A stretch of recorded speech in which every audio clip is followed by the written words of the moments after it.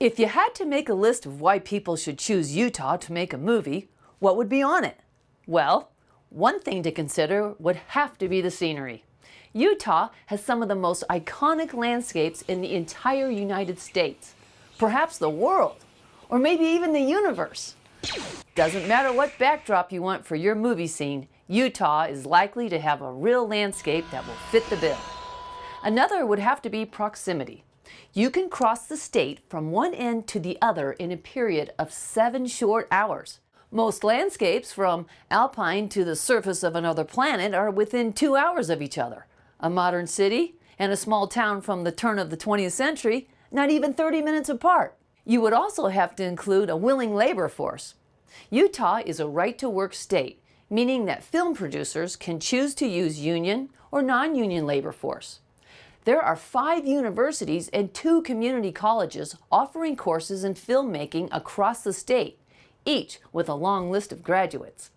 Another plus is that Utah communities are quite welcoming to outsiders coming in to take on a project. Most communities embrace films heading their way. Finally, Utah is a very business-friendly state as far as creating an easy path to set up shop. With so much going for it, why aren't all films made in Utah? Well, even with all the pluses that Utah brings to the movie-making table, movies still take money, tons of it, and with how few of them make buku bucks, the risk to make a movie can be staggering. That is why many states, some with fewer assets found on our list, are offering money to movie companies to come spend their movie-level budgets in their local communities. To stay competitive, Utah is also in the tax incentive game. To help bring movie crews to Utah's local communities, the state of Utah has provided tax incentives to encourage films to come to Utah. The state will pay up to 25% tax credit or a cash rebate. That's quite an incentive to move your production here. But it is not just a handout for movie location bragging rights.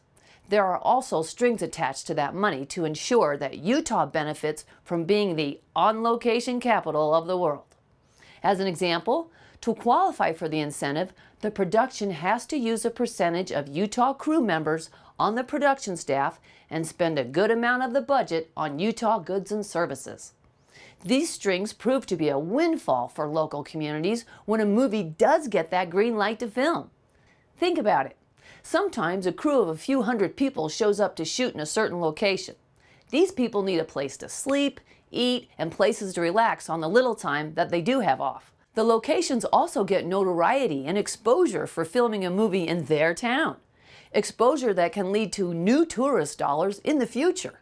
Of course, it doesn't hurt a town to be known for having a famous Hollywood actor stay there. So what does all this incentive look like when it comes to a county?